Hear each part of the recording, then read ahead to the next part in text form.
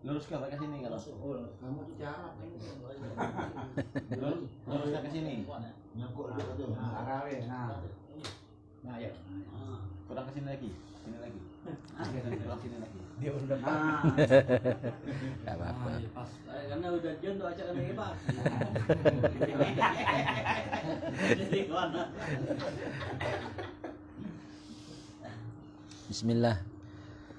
Bismillahirrahmanirrahim. Alhamdulillahirabbil alamin. Wassalatu wassalamu ala asyrafil anbiya wal mursalin wa ala alihi washabbihi ajmain. Amma ba'du. Lupa salam ya. Assalamualaikum warahmatullahi wabarakatuh. Waalaikumsalam warahmatullahi wabarakatuh. Bawaan panas.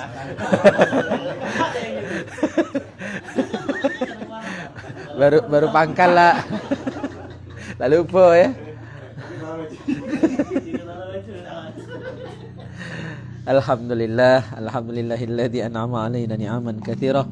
Asyhadu an la ilaha illallah wahdahu la syarikalah wa asyhadu anna sayyidana Muhammadan 'abduhu wa rasuluhu la nabiyya ba'dah. Allahumma shalli wa sallim ala sayyidina Muhammad wa ala alihi wa sahbihi wa mawalah, amma ba'du. Alhamdulillah, syukur kita bisa bersilaturahim pada malam hari ini, dan silaturahmi kita bukan cuma kumpul-kumpul numpang makan di rumah Pak Sumardi, bukan hanya itu, tapi jauh lebih penting kita silaturahim dalam rangka mengakrabkan hubungan baik kita, menunjukkan bahwa kita adalah muslim yang bersaudara, yang memang perintah Rasulullah, kunu ibadallahi ikhwana, jadilah hamba-hamba Allah yang bersaudara. Dan cara berdulur, adik-beradik ya, bersaudara itu saling kunjung seperti ini. Maka bohong kita mengaku baik, berkawan, akrab, ya kan, tak saling tanya, itu bohong itu. Ya, malah ditanya namun tak kenal dulu, ya kan, nah itu terlalu ngaku berkawan, ya kan.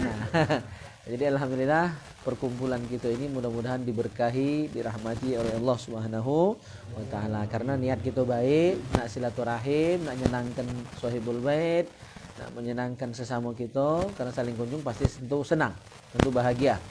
Sedih tuan rumah kalau makanan banyak tubuh tak datang, ya kan, siapa nak makannya, ya kan. Itu yang pertama. Terus ya tentu niat kita adalah supaya kita bisa meningkatkan ilmu kita, dan dengan ilmu yang makin bertambah harapan kita makin bertambah juga iman dan takwa kita kepada Allah Subhanahu wa taala.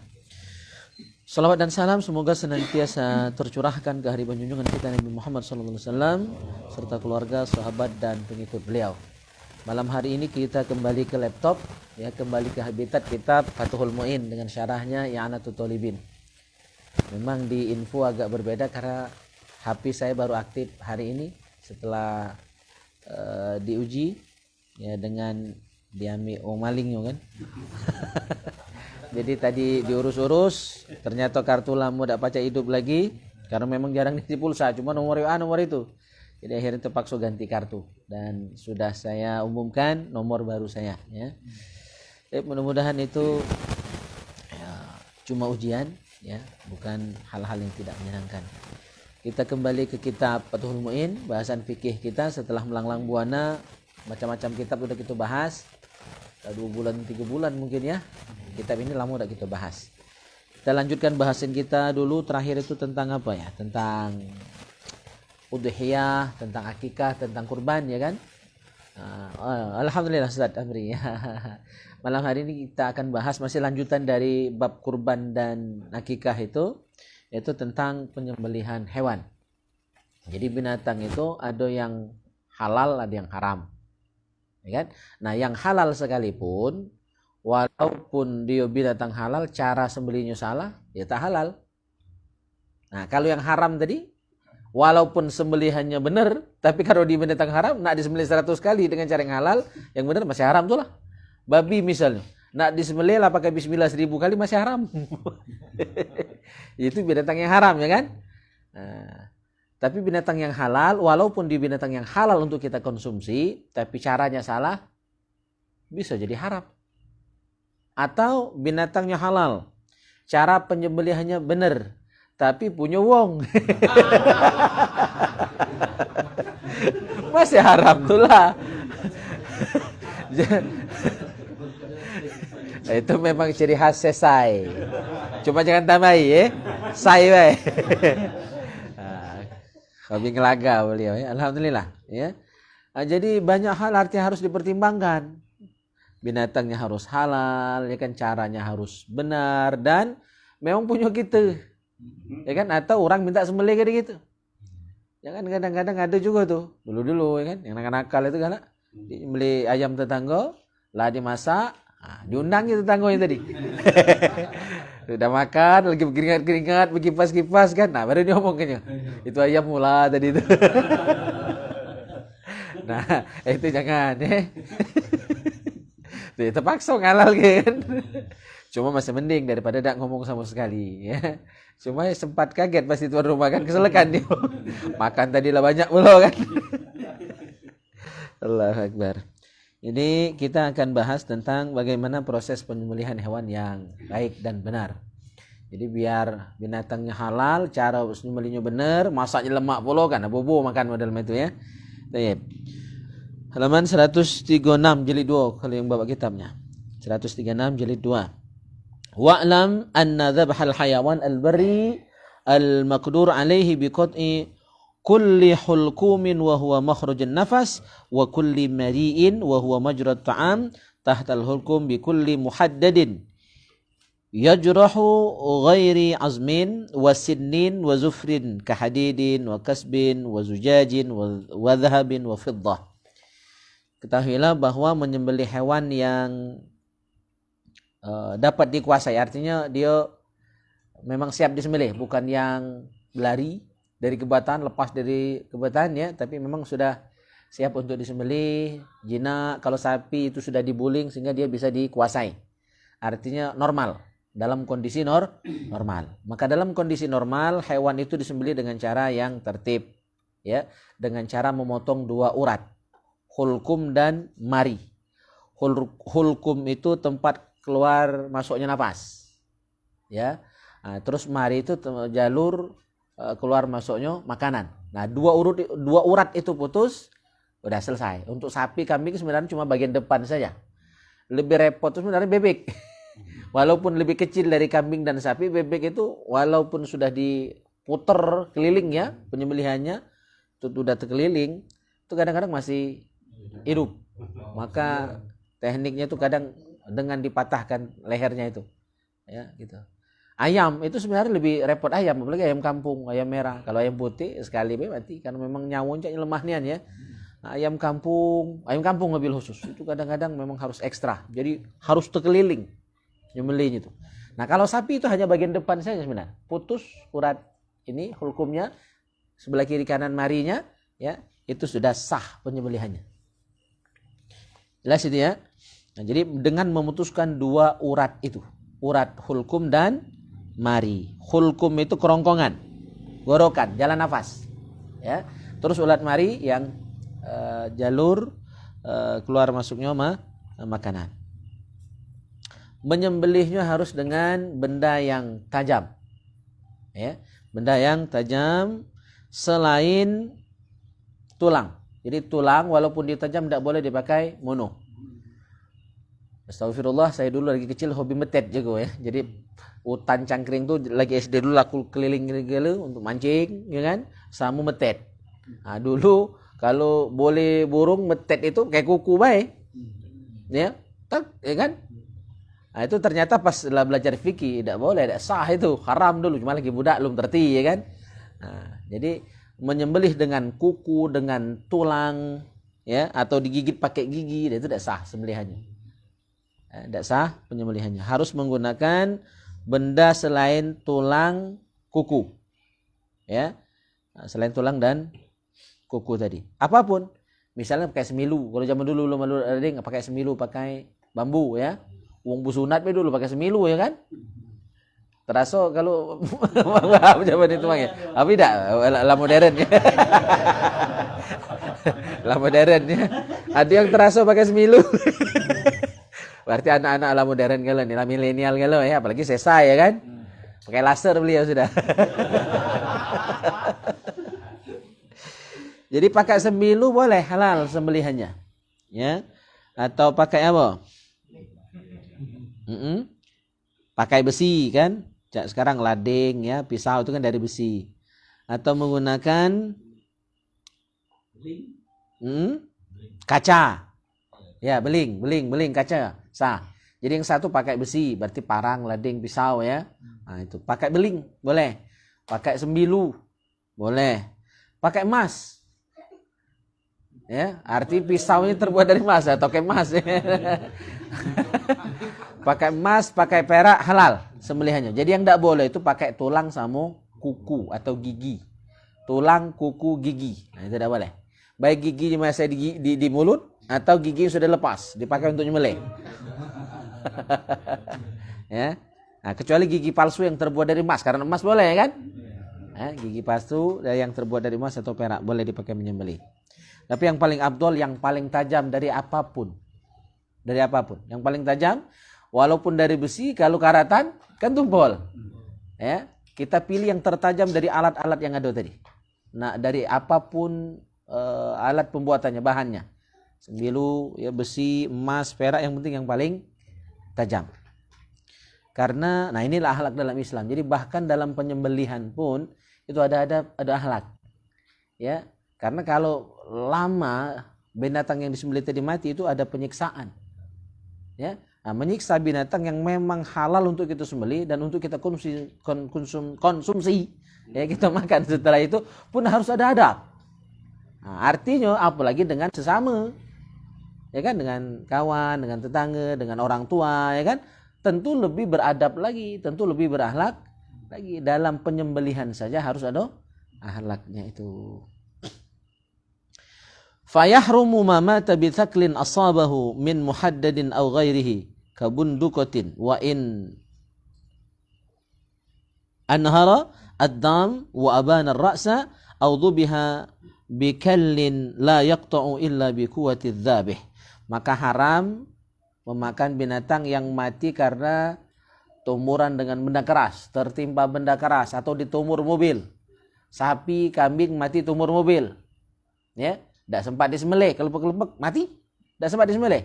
Ay, sayang sapi itu kan, awak besar pula sapi tadi tumur mobil mati. Akhirnya berbagi orang sedusun, ya, 1 kilo 2 kilo seorang kan, masaklah sedusun itu. Haram kalau. Nah, kecuali pas ditumur tadi di masa hidup kita sembelih, itu halal. Cuma kalau dia mati karena tabrakan, ya, itu tidak halal, haram dimakan, haram dikonsumsi. Atau pakai, ini hewan yang ini ya, yang bukan liar. Hewan dalam kondisi normal tadi ditembak, tapi pakai menggunakan pakai senapang, peluru sekarang peluru tumpul, ya. Tapi dalam kondisi normal, baik peluru tajam ataupun peluru tumpul, maka dia tetap haram dalam kondisi normal. Nah, nanti lain lagi dalam kondisi tidak normal, misalnya sapi, kambing nak disembelih tadi berlari, tidak ada cara lain kecuali ditembak. Maka itu baru halal, ya, sembelihannya, karena tidak normal, ya. Kalau tidak bakal berlari itu hewan tadi, misalnya sapi kurban. Nah, kemarin tuh kita nyembelih kurban di komplek perkantoran, berlari sapinya sampai lari ke rumah sekda, di depan rumah sekda baru ketemu sapi. Dari komplek dalam situ, ya, dari dinas perkebunan situ, lari sampai ke rumah sekda. Nah, seandainya memang tidak bisa dikuasai, ya, boleh ditembak. Tapi nanti pas ditembak kan tidak langsung mati mungkin. Nah, di saat itu boleh disembelih ulang. Jadi harus kita bedakan dalam kondisi normal dengan tidak normal. Dalam kondisi normal nembak tidak boleh, harus disembelih. Ya, baik dengan peluru tajam ataupun dengan peluru yang tumpul. Tapi dalam kondisi tidak normal, halal sembelihan karena tidak bisa dikuasai binatang tadi dengan cara ditembak atau dipanah. Ya kan? Pokoknya yang penting bisa melukai tubuh hewan nak kita sembelih tadi yang lari tadi. Kalau nak nyembelih bebek misalnya dia terbang, ya kan, tidak bisa ditangkap, dia naik pohon tinggi, akhirnya kita panah misalnya, jatuh masih hidup kita sembelih. Cuma kalau langsung mati sudah halal. Cuma waktu manah, waktu nembak itu kata ulama baca basmalah, adabnya Bismillah, ya, terus Allahu Akbar, tambah salawat, atau Bismillah Allahu Akbar sudah cukup. Dan Allahu Akbarnya tidak mesti ngitung kaki binatang. Ada yang bilang kan kalau kaki 4, 40 takbir, ya. Ya, kalau 2 kali takbir, tidak ada aturan harus seperti itu, ya. Minimal sekali takbir sudah cukup. Mengambil sunnahnya saja.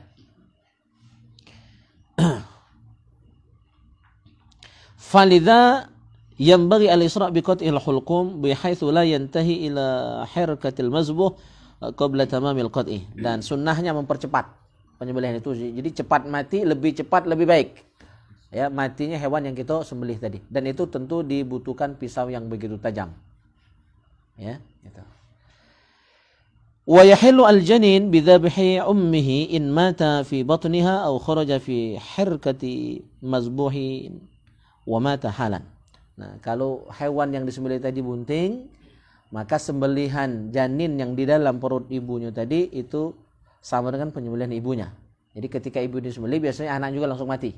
Maka halal, tidak perlu disembelih ulang. Kecuali pas maknya disembelih, dia mungkin lahir hidup.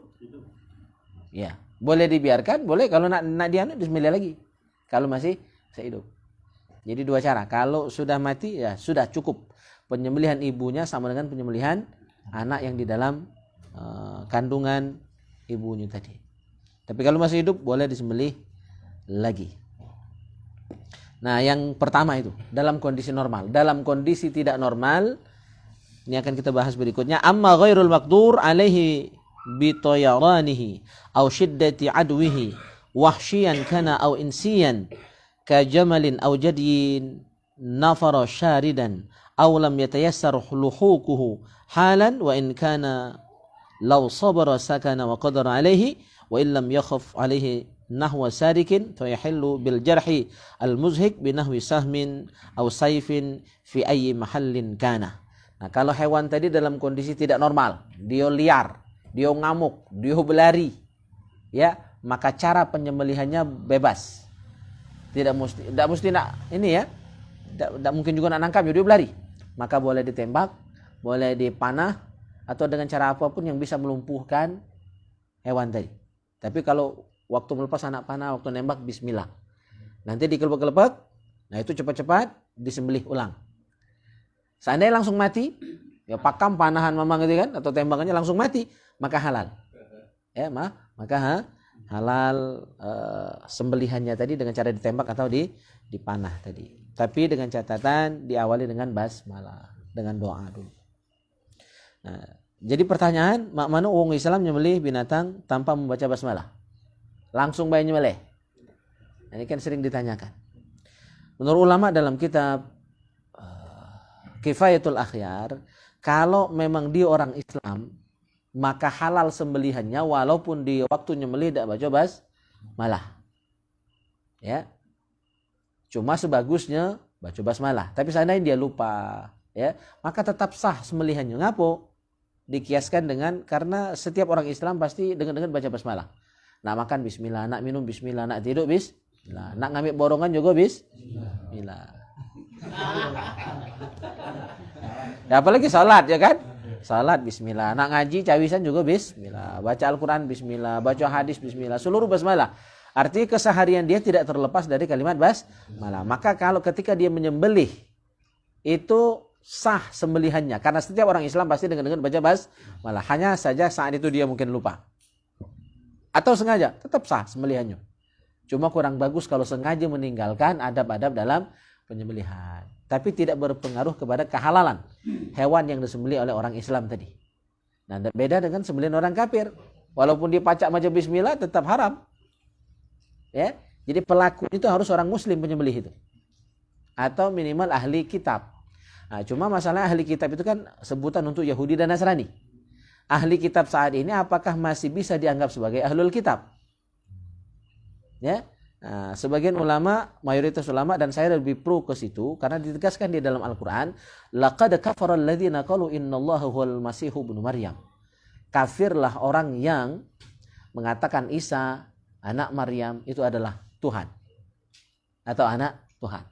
Jadi artinya Al-Qur'an sendiri sudah menegaskan ahlul kitab yang disebut-sebut di Al-Qur'an itu sebenarnya tidak ada lagi. Ya, tidak ada lagi. Karena mereka sudah menyimpang dari ajaran nabi-nabi yang diutus kepada mereka. Ya, jadi sembelihan ahlul kitab untuk yang ahli kitab saat ini. Kalau yang zaman dulu oke lah. Ya, yang sekarang itu bukan ahli kitab yang asli lagi. Sehingga tidak halal nikah dengan ahli kitab. Kan di Al-Quran disebutkan halal nikah dengan ahli kitab. Halal makan makanan mereka. Halal sembelihan mereka. Kalau memang benar-benar ahli kitab. Nah, tapi saat ini masalahnya adalah tidak sepakat para ulama tentang termasuk ahli kitab atau tidak orang Yahudi, orang Nasrani yang hidup saat ini. Karena ada kalimat di Al-Quran yang menyebutkan mereka kafir, bukan lagi ahli kitab. Kalau ahli kitab itu masih mukmin, walaupun beda keyakinan. Ya, dia percaya dengan nabinya. Yahudi dengan Nabi Musa, ya, Nasrani dengan Nabi Isa. Nah, tapi keyakinannya sudah tahrif, sudah mengalami perubahan yang sangat drastis, jauh dari ajaran asli para nabi yang diutus kepada mereka. Jadi walaupun baca basmalah berkali-kali, kalau penyembelihnya bukan muslim tetap haram. Tapi kalau dia seorang muslim, walaupun tidak baca basmalah, saat menyembelih sembelihannya sah. Cuma kalau sengaja itu kurang adab, ya, makruh. Tapi sembelihannya sah, ya, sembelihannya sah.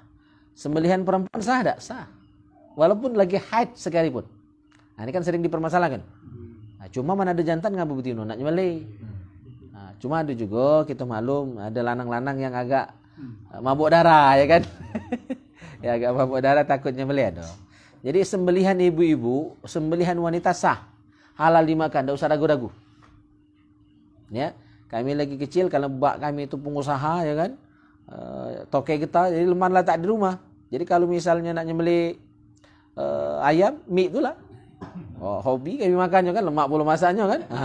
Jadi halal sembelihan perempuan halal, walaupun sang perempuan yang menyembelih tadi dalam kondisi haid. Jadi ini termasuk hoax kalau ada yang bilang, ya, dulu kan sering kita dengar udah, ya, ibu-ibu tak boleh nyembelih, ya kan, haid tak boleh nyembelih. Tidak, halal sembelihannya. Cuma kalau ada lanang diutamakan lanang. Jadi lanang perempuan itu afdol. Jadi kalau ada laki perempuan, afdolnya laki-laki. Cuma kalau kata laki-laki, perempuan pun jadi.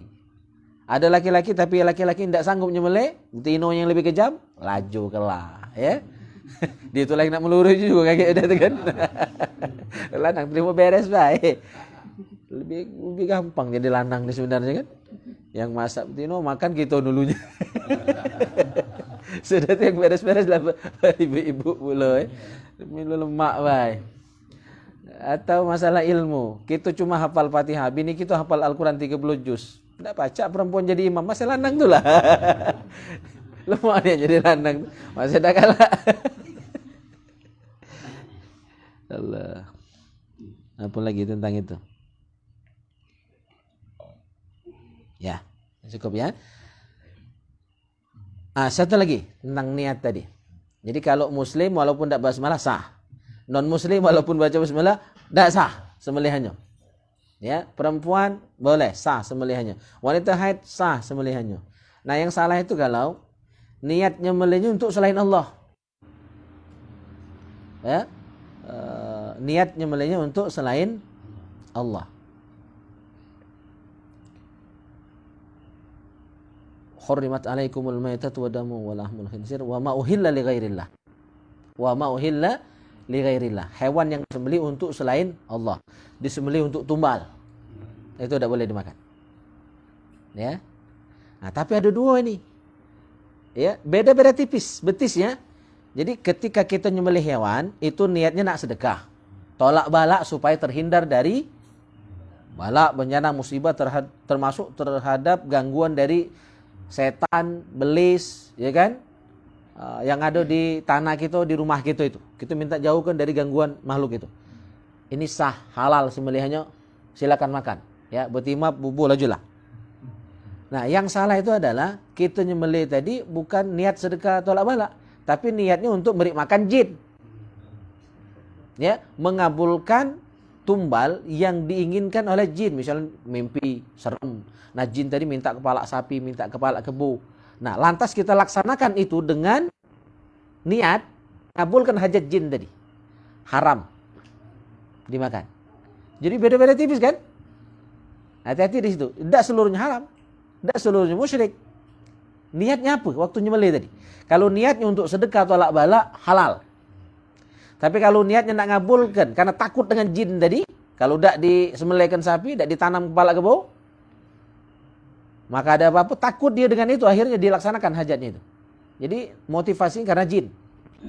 Bukan berdoa kepada Allah supaya doa lebih kabul disertai dengan sedekah. Akhirnya dia nyembelih sapi, kebo dan sebagainya. Jadi beda tipis antara halal haram itu. Sangat tipis itu. Ada orang yang menyamaratakan haram gak lo? Tidak. Ya. Nah, ini ada di kitab ini nanti. Belum sampai ke bahasannya. Dan kami dengar langsung dari ibu kami almarhumah, Mi dapat dari Ye dapat dari Kiai Sulaiman. Itulah penjelasannya. Ya, kemungkinan beliau ya, juga mengutip kitab yang sama karena beliau jauh lebih dulu baca kitab ini. Bahkan Kiai Sulaiman itu nyaris hafal kitab Tuhfah itu. Ketika beliau berdebat itu kitab Tuhfah itu ya, pecah apa? Tidak perlu buka lagi. Udah hafal nas-nas yang ada dalam kitab Tuhfatul Muhtaj karya Al-Imam Ibnu Hajar Al-Haytami. Ya. Jadi jelas ya, hewan yang disembelih untuk tumbal karena takut dengan jin haram dimakan. Haram sembelihannya. Itu termasuk wama uhilla li ghairillah.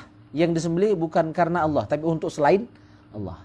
Tapi kalau dia nyembelih untuk sedekah, untuk tolak bala, untuk makan sama-sama, ngundang kerabat tetangga, ya kan? Untuk berdoa kepada Allah supaya terhindar dari gangguan jin. Itu boleh. Jelas bedanya? Nah, jangan salah paham, kakek ada pukul rata enggak. Ya, tidak bisa disamakan seperti itu. Terakhir, summa in adrakahu wa bihi hayatun mustaqirratun dzabahahu. Nah, hewan yang liar tadi, yang lari nak disembelih tadi, ya. Kemudian bila binatang tersebut tertangkap, sudah ditembak, ya, dipanah, tadi masih hidup waktu tertangkap sudah ditembak dipanah tadi, maka haruslah disembelihlah lagi. Ya, biar mempercepat kematiannya supaya tidak nyiksa. Oke. Baik, sampai di sini ada pertanyaan. Fikih.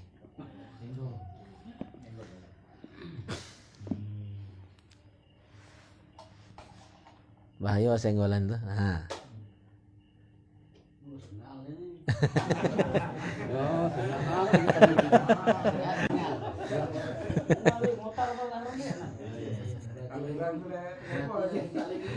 Tekepor ya. Ya. Ada anggapan yang pernah aku dengar kan, kalau misal ada suami itu punya istri yang sedang mengandung, tidak boleh menyakiti hewan. Apakah termasuk menyembelih itu termasuk menyakiti hewan waktu ada suami itu sedang ada istri mengandung?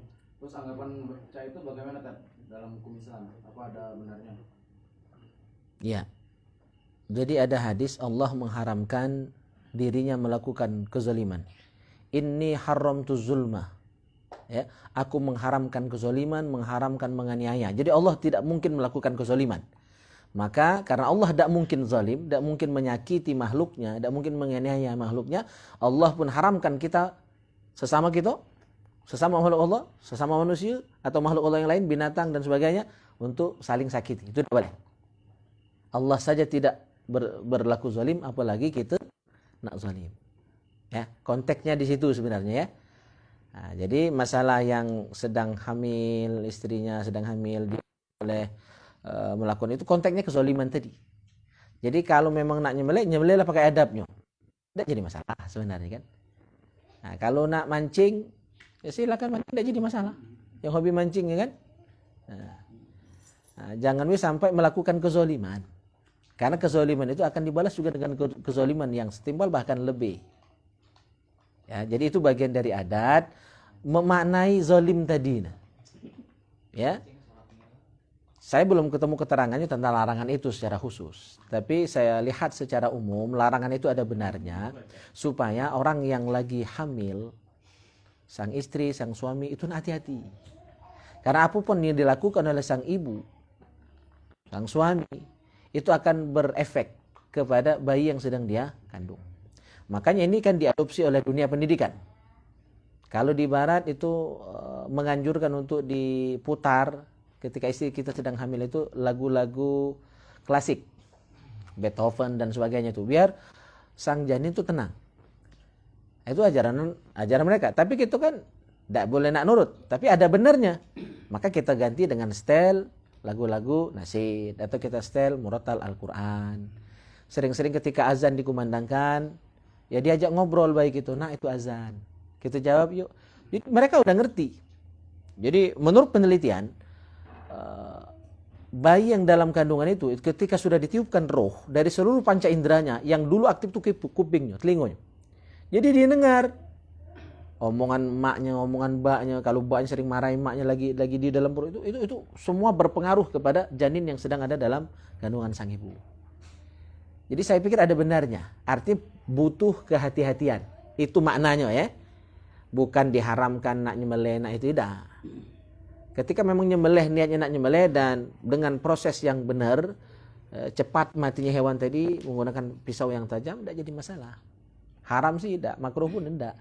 Cuma jangan sampai zolim. Ya. Bagaimana cara kalau kita beli daging di pasar kan, ayam di pasar, sedangkan waktu dia nyembelih itu sembrono apa? Ya. Ya kalau memang kita ragu-ragu, kita melih yang hidup. Ya kan, melih yang hidup kita sembelih dewek. Daripada kita was-was dan ragu-ragu. Itu bicaranya. Nah. Karena kita dakma yuri buka ila ma la yuri buka. Tinggalkan yang meragukan dan ambil yang yakin. Yang yakin, kalau kita nyembelih dewek lebih yakin, kita nyembelih dewek. Yakin iya. Tapi tadi yang saya sampaikan, ketika dia orang muslim, sembelihannya halal walaupun tidak baca bismillah. Ya. Cuma afdolnya ya bismillah setiap kali nyembelih itu, jangan borongan 10 kali langsung nyembelih ya. Bismillah sekali. Ya kurang bagus baik, kurang adab. Tapi sah sembelihannya. Sah sembelihannya. Cuma kadang ada penyiksaan di situ. Dia belum sempurna matinya, langsung direbus. Nah, di situ kurang adab. Ya. Jadi kalau kurang yakin, lemaklah nyembelih dewek. Ada penyiksaan di situ. Seharusnya dia benar-benar mati. Ya. Kalau kambing, sapi baru dikuliti, ya kan? Nah, ini masih hidup. Kadang baru separuh matinya itu dah ya. Harus sudah langsung masuk air hangat. Oleh nak cepat pelanggan nunggu kan. Takut di marahi oleh customernya, pelanggannya. Nah, itu yang terjadi. Itu kesalahan teknis. Iya. Masalah menzalimi hewan tadi kan. Mungkin aku sering mancing kan. Jadi kalau misalnya pakai cacing itu kan dipotong kepalanya masih hidup kan. Nah, itu termasuk menzalimi hewan. Kalau dibalasnya itu nanti. Iya. Tergantung sudut pandang itu. Kalau dari segi fikih tidak jadi masalah karena memang Allah menciptakan seluruh makhluk itu untuk manusia. Wasilah kita dapat iwak pakai cacing, ya kan? Cuma kalau kita nak pakai sudut pandang tauhid dan ilmu hakikat, tak baca ngapa-ngapa kita hidup di dunia ini ya. Nepak nyamuk beda galak. Nah, jadi memang agak berat, ya. Kalau cak udah yang lo sudah sampai ilmu hakikat agak berat.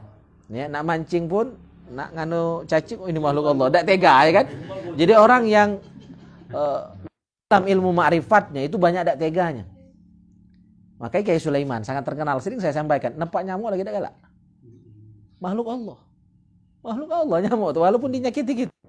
Itu ciptaan Allah. Kalau nak mau nunjuk izin dulu, bismillah. Nah, pernah tak kita nepak nyamuk bismillah dulu?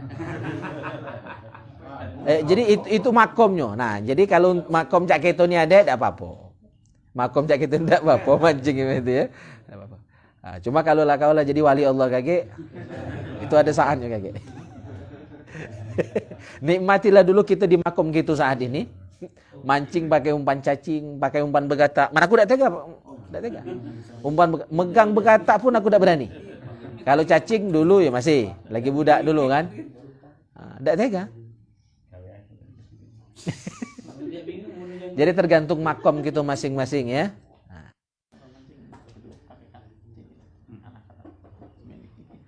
Makomnya Sunan Bonang.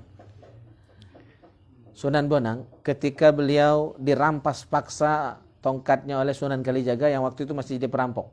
Siapapun namanya waktu itu masih jadi perampok. Ya. Ngadang orang di hutan, siapapun yang lewat diadang, diambilnya dari itu, tapi dibagi fakir miskin. Jadi kayak Robin Hood kalau di Eropa situ. Sunan Kalijaga sebelum jadi Sunan sebelum jadi kiai. Nah, begitu tongkat Sunan Bonang dirampas, beliau terjatuh, lantas nangis. Ya, heranlah Sunan Kalijaga. Ngapo nangis? Ngapo gara-gara tongkat ini diambil? Yang dari jauh kan kijungan kayak emas. Itu yang membuat tergoda Sunan Kalijaga nak merampasnya. Nah, setelah ditanya ngapa beliau nangis? Aku nangis bukan oleh tongkat itu, tapi aku tadi tidak sengaja pas kau rampas aku jatuh tadi tidak sengaja mutus ke rumput. Megang rumput, putus rumput tadi. Itulah aku sedih, aku sudah menghilangkan nyawa makhluk Allah. Sudah menghentikan tasbih makhluk Allah, rumput ini makhluk Allah ini.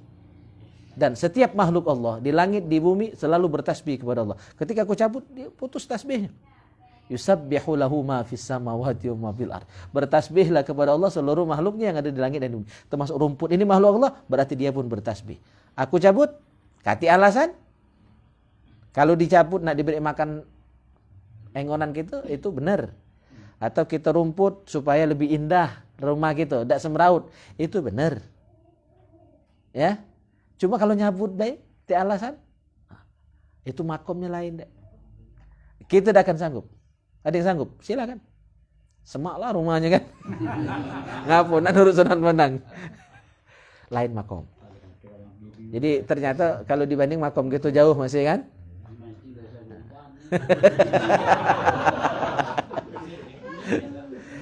Cuma orang-orang seperti itu, seperti Kiai Merogan misalnya, Kiai Merogan, atau kakek dari guru kami Kiai Abdurrahman atau Kiai Delamat, itu beri orang iwa, Kiai ada iwa, yo, sok lah ke Sungai Musi itu. Bukan badai emir, heran kan? Sok lah. Tapi pas dina masak, iwa tadi di kawahnya datang. Nah, itu beda makom kan? Nah baca nak itu sama kan? Yang tidak percaya nganggap itu tahayul, cerita-cerita keramat wali itu. Tapi itu benar terjadi. Ya. Jadi untuk makom kita ini nikmati dulu. Sesuai makom kita masing-masing. Ya. Dan itu tidak baca diturut. Masing-masing orang beda. Yang namanya keramat tak baca diulangi, tak baca dipelajari. Tak baca nak nurut. Apalah rahasia Kiai Merogan baca model itu kan? Dicari. Mungkin beliau ngamalkan ayat ini.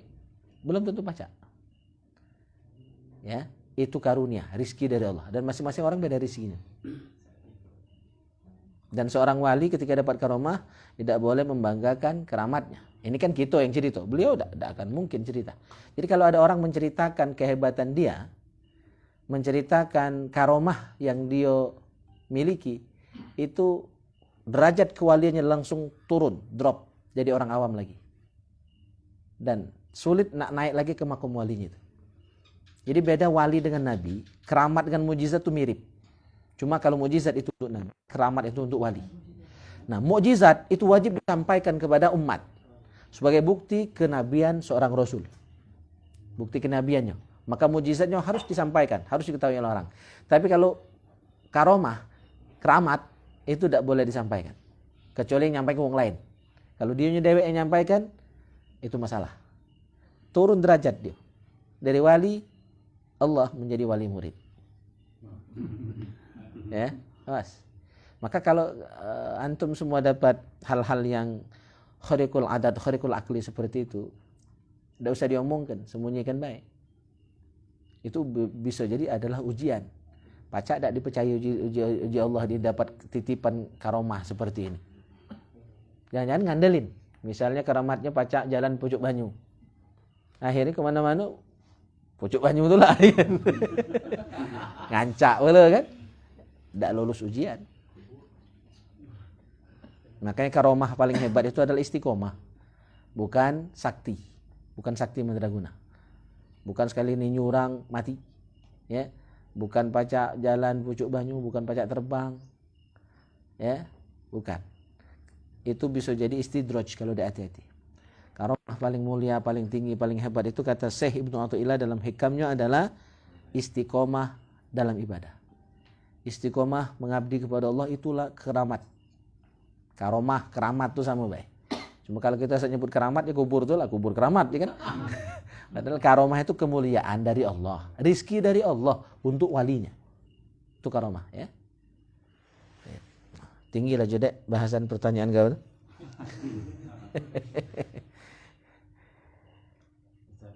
Iya. Ini tentang kekah. Oh iya ya. Akikah ya. Nah itu ada yang katanya perempuan itu kambingnya satu, lanang itu kambingnya dua. Memang benar itu. Nah terus cara penyembelihannya itu harus arah ke kiblat atau masing arah. Ya. Ya, masalah penentuan kambingnya 1 dan 2 itu bukan pendapat ulama, tapi langsung ketentuan ya tauqif dari Rasulullah Shallallahu Alaihi Wasallam. Jadi kalau itu tidak bisa dikotak-katik. Ya, jadi sudah jelas petunjuk dari Rasul begitu. Untuk anak laki-laki 2 kambing, anak perempuan 1.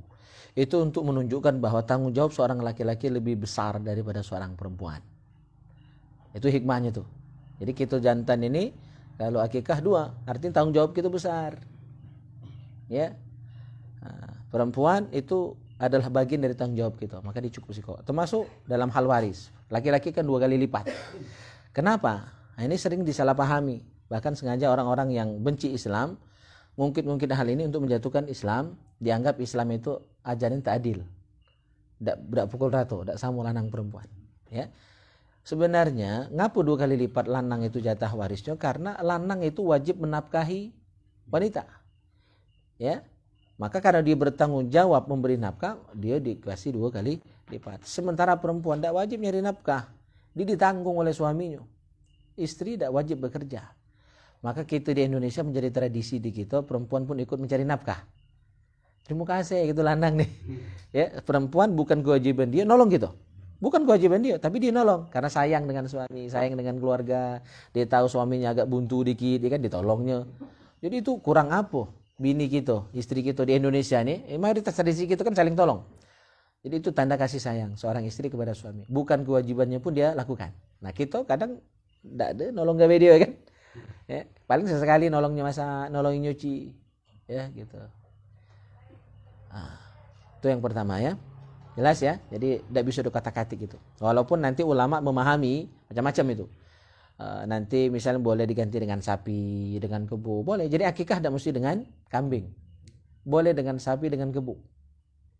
Ya, 2 itu juga minimal. Kalau memang sanggup nak 10 sekor anak kita lanang boleh. Saking ladasnya kan dapat anak lanang ya kan. Baru 3 betina, yang keempat mungkin lanang ya kan. Jadi pas itu semangat ya. Bukan cuma 2 kambingnya. Ya, 20 misalnya kan. Nah, halal ya, sama kayak zakat fitrah ya, kita banding-bandingkan 2,5 kilo. Itu tidak ada wajib 2,5 kilo itu. Kalau nak sekarung sekok ya, orang di rumah kita orang 10 kebetulan nak 10 karung sekok uang halal ya. Jadi minimal itu nak lebih boleh, jangan kurang, itu maksudnya. 2 kambing laki-laki itu minimal, 1 kambing perempuan itu minimal. Kalau nak lebih boleh. Masing-masing sekok kebu, bantu beli ya kan, laju. Cuman bakal berutang, tidak usah. Nyari ke ya kan. Iya, tidak usah, tidak boleh. Jangan memaksakan diri, sesuai kemampuan saja. Allah tidak senang kita berlebihan. Innallaha la yuhibbul mu'tadin. Nah, terus ini kan ada juga sebagian ulama ngomong kan kalau seandainya lah meninggal tidak wajib akikah. Sebagian ulama kan ngomong boleh. Yeah. Nah seandainya ada dulur-dulur kita yang selainnya waktu bayi dulu meninggal kan, tapi belum punya nama, tapi belum diakikahkan oleh orang tua kita. Orang tua kita meninggal pula, nah. Iya. Supaya kita ada hubungan dengan dulur kita, dengan mak kita kan, wajib lah kita mengikahkan adik kita atau dulur kita. Ya, insyaallah. Baru pertanyaan. Berarti pertanyaan ketiga tentang akikah. Kita lanjut. Ya, biar lengkap maksud saya, masa dikasih contoh yang banyak. Jadi lanjutkan lagi, akikah itu hewannya tidak mesti jantan. Tidak mesti kambing jantan, tidak mesti sapi jantan, sapi betina pun boleh. Kambing betina pun boleh. Kepalang kita meluruskan yang terjadi di masyarakat. Jadi kadang-kadang orang pacak ngomong baik ya, tapi tidak ganti dasar, ganti rujukan. Nah, kita luruskan. Jangan sampai itu hanya hoax. Jadi sapi betina, kambing betina jadi kurban, jadi akikah sah, udah ya, boleh. Cuma abdolnya jantan. Lagi pula biasanya kalau betina itu rugi dikorbankan di akikah, dia bakal beranak. Jadi ada prinsip ekonomi di situ sebenarnya. Benar juga ya kan? Tapi bukan tidak sah. Nah, kalau ngomong tidak sah, masalah gitu. Ya, salah omongan itu. Tapi kurang abdol. Kalau betina, karena rugi. Ya kan? Terus yang ditanyakan oleh Sesai tadi adalah ngadap kiblat atau enggak. Ya. Nah, itu ulama ada dua pendapat. Ya, ada yang sunnahnya ngadap kiblat karena kiblat itu adalah seabdol-abdol arah. Segala hal, makan ngadap kiblat, minum ngadap kiblat, bagus ya. Salat ya sanian harus biar sah ngadap kiblat. Belajar pun kata ulama adabnya ngadap kiblat. Cuma nak ngadap kiblat kali gitu ini mana arah kiblat. Nah, sudah ada saling ngawasi itu boy kan. Nah, itu kalau belajar dewek maksudnya itu kan di rumah ya. Cuma kalau situasi seperti ini tidak bacanya. Ya, begitu. Jadi abdolnya menghadap ke arah kiblat. Tapi ada juga ulama yang berpendapat karena ketika menyembelih itu kan mengeluarkan darah. Darah itu najis. Maka rasanya kurang pantas kalau arah yang terbaik yaitu kiblat tadi merupakan arah ketika mengeluarkan darah. Ladak salah boleh mana juga. Jadi dua-duanya benar sih. Tergantung kita keyakinan lebih sreg yang mana. Dua pendapat ini benar. Tidak ada yang salah. Masing-masing mempunyai pertimbangan, punya hujah yang dua-duanya kuat. Tinggal kita yakin yang mana. Ya, tuh. Yang ketiga udah tadi ketika seseorang sudah meninggal dunia tetap boleh tidak diakikah. Tetap sunnah. Nah, hukum akikah ada dua, ada yang bilang wajib, ada yang bilang sunnah. Nah, jadi yang berkeyakinan wajib berarti wajib masih diakikah walaupun sudah meninggal dunia. Yang berkeyakinan akikah itu sunnah berarti tetap sunnah diakikah. Ukurannya ya, orang boleh diakikah itu minimal itu janin yang sudah ditiupkan ruh ya di dalam rahim ibunya, terus sudah ditiupkan ruh itu dia meninggal keguguran. Nah, itu ukurannya. Jadi kalau wanita hamil terus melahirkan keguguran tapi belum berwujud, belum berbentuk, belum umurnya ditiupkan ruh, maka tidak sunnah. Ya, diakikahi anak yang guguran tadi. Tapi kalau sang janin tadi ya ketika keguguran meninggal dalam perut tadi pada usia dia sudah ditiupkan ruh, sudah ada nyawa ya, maka dia tetap sunnah diakikahi dan sunnah dikasih nama. Nah, udah itu minimalnya. Berarti yang lebih dari situ ya lebih sunnah lagi. Ya. Jadi bahkan bayi yang keguguran itu sunnah diakikahi dengan catatan sudah ada nyawa. Berapa bulan sudah ada nyawa itu? 4 bulan. 3 bulan atau 4 bulan. Ya. Itu patokannya. Apalagi lah sudah lebih dari situ. Dan supaya ada ikatan antara orang tua dan anak, maka akikah itu disunnahkan. Karena kata Rasul kullu ghulamin murtahanun bi aqiqatihi. Setiap anak tergadai dengan akikahnya. Ya, artinya anak itu kan pacak nolong gitu di akhirat kaki. Pacak memberi syafaat orang tuanya.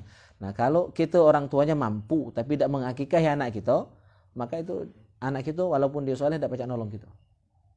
Nah, biar ada ikatan dunia sampai akhirat, akikah itulah caranya. Tapi yang mampu. Kalau yang buntu, tidak dituntut.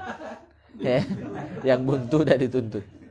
Yang buntu tuh dituntut cuma nebuk biar tidak buntu lagi, Pak ya. Nah, mudah-mudahan ada rezeki untuk akikah. Walaupun kita dulurnya tetap. Iya, tetap ya. Karena dulur itu kan ya sama dengan orang tua, pengganti. Maka kita tetap wajib menghormati dulur tua. Orang tua kita sudah tiada, dulur tua itulah pengganti orang tua kita. Dulur tua meninggal, dulur nomor 2, seterusnya. Jadi itu ada estafet, ya. Dan urutan silsilah seperti itu, urutan nasab seperti itu tetap dijaga dan harus dihormati. Ya. Dibagi dulur dua. Oh iya sudah, diakikahi. Kalau kita sana kita kan tidak diakikah ke orang tua, kita nak akikah dewe cuma Boleh. Itu dan dilakukan langsung oleh Rasulullah. Jadi Rasulullah, ya, orang tua beliau kan, mbaknya meninggal, ya, ayah beliau meninggal, Abdullah bin Abdul Muthalib, itu ketika beliau masih dalam kandungan. Ibunya juga ketika beliau masih kecil, ya masih umur TK, ya kan, dan belum ada syariatnya waktu itu akikah kurban, ya kan, dan beliau pun dulu belum diutus menjadi Rasul. Maka ketika beliau sudah menjadi Nabi dan Rasul dan syariat akikah itu ada, maka beliau mengakikahi dirinya sendiri. Jadi kalau kita akikah atas diri kita sendiri, ya, karena orang tua kita dulu tidak mampu, maka kita dewek akikah boleh. Itu langsung dicontohkan oleh Rasulullah SAW. Jadi dosa tanya lagi, Nabi langsung ngawe kenyo. Artinya pasti benar. Ya, gitu.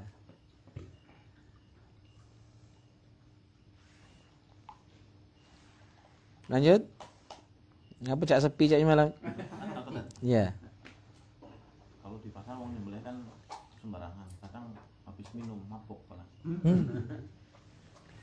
Bagaimana hukumnya? Iya. Jadi caranya selama dia masih orang Islam, maka tadi sering saya katakan, selama dia masih orang Islam, sembelihannya halal. Sembelihannya halal. Nah, kalau dia mabuk sebelum nyembelih berarti dia muslim yang fasik. Muslim yang fasik, muslim yang ahli maksiat. Ya. Nah, tapi meskipun dia maksiat, keyakinan Ahlussunnah wal Jamaah dia tetap Islam, dia tetap muslim. Nah, orang yang fasik bahkan sah menjadi imam sholat, cuma kurang afdal. Jadi bukan tidak sah, kurang afdal. Imam sholat pun sah orang fasik. Ya, cuma kurang bagus, kurang afdal. Mana ada yang lain, ngapa nak dia? Ya, begitu. Selama cara penyembelihannya benar. Ya. Gitu. Kalau nak ngilangkan keraguan itulah, mulai dewek itulah tadi.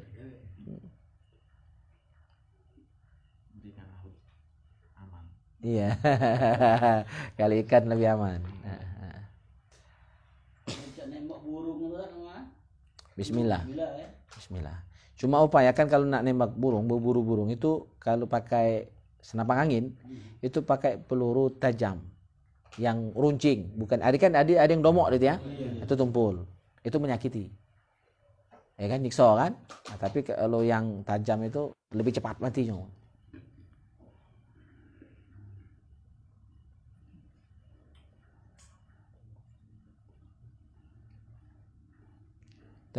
Terakhir kita bahas tentang kematian.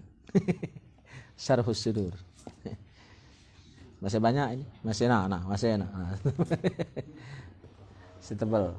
Terakhir kita bahas kitab Syarhus Sudur tentang orang yang cerdas itu adalah orang yang mampu mengendalikan nafsunya, dirinya dan beramal untuk hidup setelah kematian. Dan orang yang lemah adalah orang yang mengikuti hawa nafsunya wa tamanna 'ala Allah. Ciri orang yang lemah adalah tamanna 'ala Allah, berhayal dengan Allah. Mana berhayal dengan Allah? Pengen masuk surga tak beramal.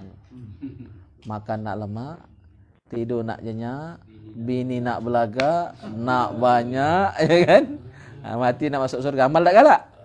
Mati nak masuk surga. Nah, itu namanya menghayal. Itu ngayal itu ya. Arti mustahil. Ya, segala sesuatu kan punya harga. Ya kan? Masuk WC umum lagi bayar 2.000, mandi 5.000, masa surga gratis. Aduh bayarannya. Amal soleh kita. Maka kalau berharap surga, ya, tapi tidak mau beramal, itu justru maksiat, kata ulama. Jadi maksiat itu bukan cuma tidak semayang. Ya, menghayal ingin masuk surga tapi tidak beramal itu maksiat. Ya, itu ngayalnya ketinggian. Tamanni, arti tamanni itu apa? Berharap sesuatu yang mustahil.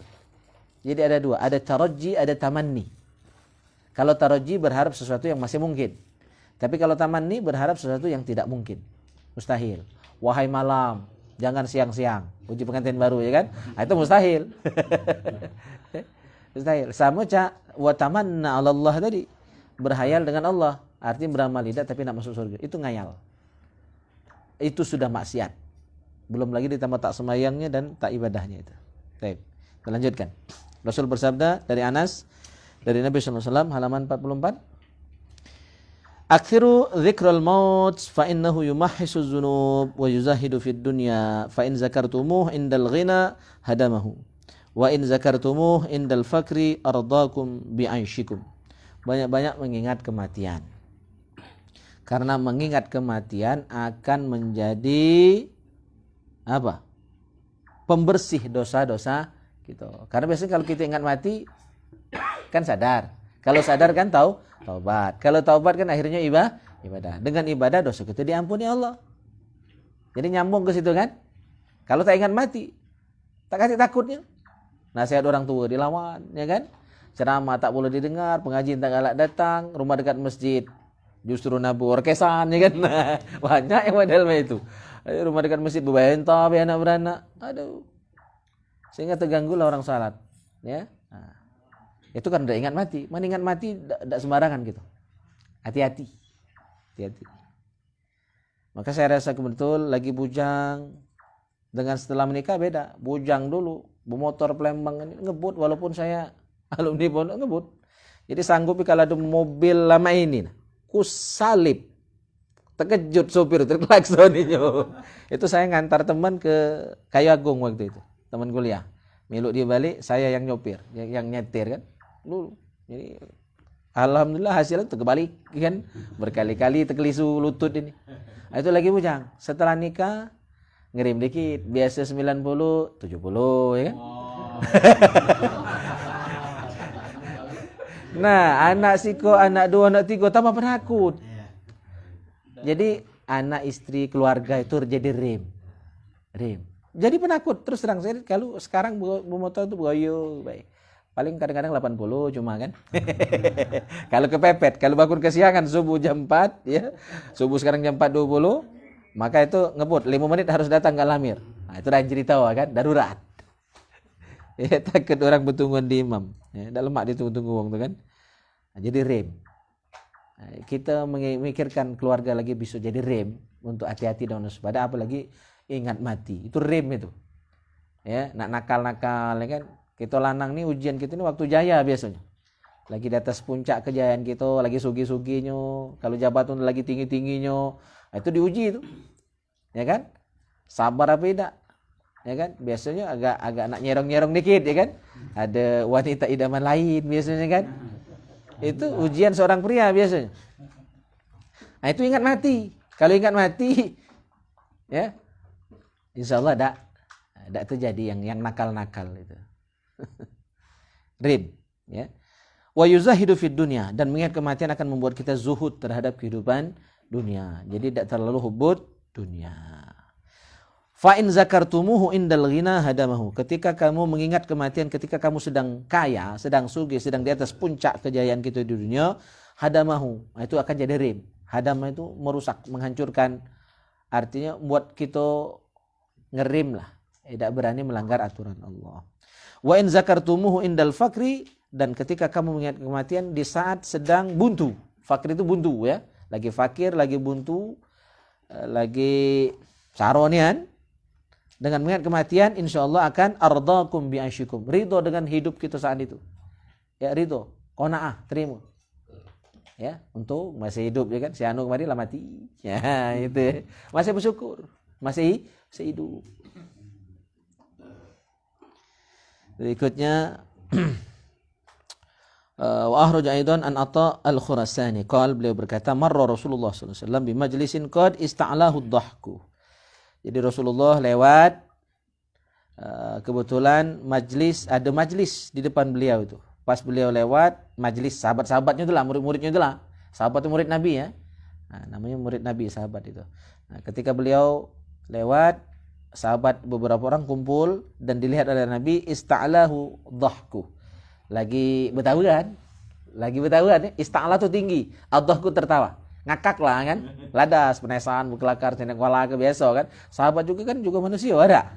Pasti galak berkelakar ya kan. Ya, penesan gitu galak itu kan. Nah, Nabi mengingatkan, faqal, ya, Nabi bersabda, syubu majlisakum bimukaddiril ladzat.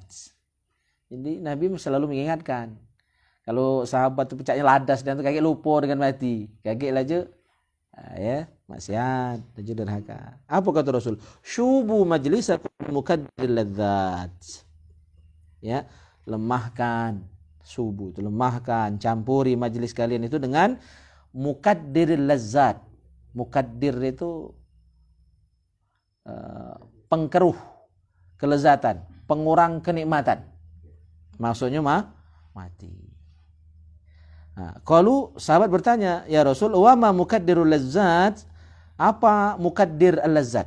Penghilang kelezatan itu, penghilang kenikmatan itu, ya, pengurang kenikmatan itu. Qala al-maut, kematian. Maksud Nabi, ya boleh tetapi cuma ingat, jangan ladasnya, kayak mati, ya. Bukan Nabi melarang kita senang-senang ladas bertawan, tidak. Cuma jangan berlebihan. Biasanya malah bertawan ngakak itu kayak luputnya dengan mati, ya. Artinya Nabi ngajarkan sedang-sedang baik. Ladas jangan ladas nian, sedih juga jangan sedih nian. Nah, sikap yang baik antara khauf dan roja. Jadi sikap kita tuh yang paling bagus adalah bainal khauf war roja. Harap-harap cemas. Jadi senang nian tidak, sedih nian tidak. Kalau sedih nian kan putus asa. Tidak boleh.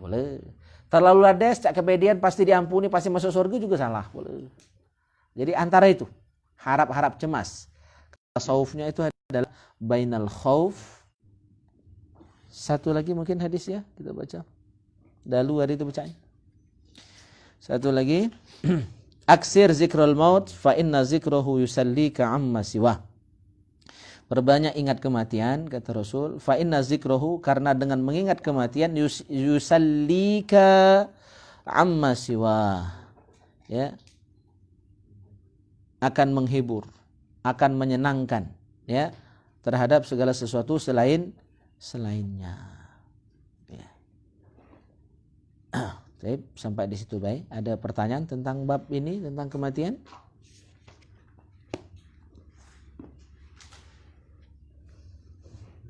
Kalau saya ngomong tentang kematian. Katik tak nanya. Habis pokoknya lemerai kan saya.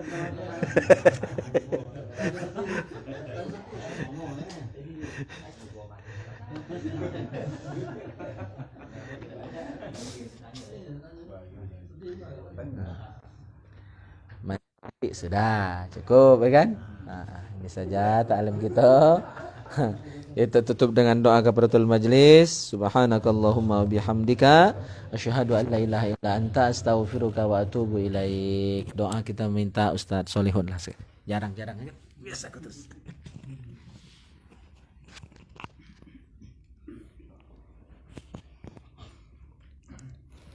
A'udzubillahi minasyaitonirrajim. Bismillahirrahmanirrahim. Alhamdulillahirabbil alamin, hamdan syakirin, hamdan na'imin, hamdan yuafi ni'amahu yukafi wa mazida. Ya Rabbana lakal hamdu wa lakal syukru kama yanbaghi li jalali wajhikal karim wa azimi sultanik. Allahumma shalli wa sallim ala sayyidina Muhammadin wa ala ali sayyidina Muhammad. Allahumma ij'al jam'ana hadha jam'an marhuman wa tafarruqana min ba'di tafarruqan ma'suman. Allahumma aghnina bil ilmi wa zayyinna bil hilmi wa akrimna bit taqwa wa jammilna bil afiyah. Rabbana la tuzigh qulubana ba'da idh hadaytana wa hab lana min ladunka rahmatan innaka antal wahhab. Rabbana atina fid dunya hasanah wa fil akhirati hasanah wa qina adzabannar. Sallallahu ala sayyidina Muhammadin wa ala alihi wa sahbihi wa salam. Subhana rabbika rabbil izzati amma yasifun wa salamun alal mursalin walhamdulillahi rabbil alamin. Taqabbalallahu minkum.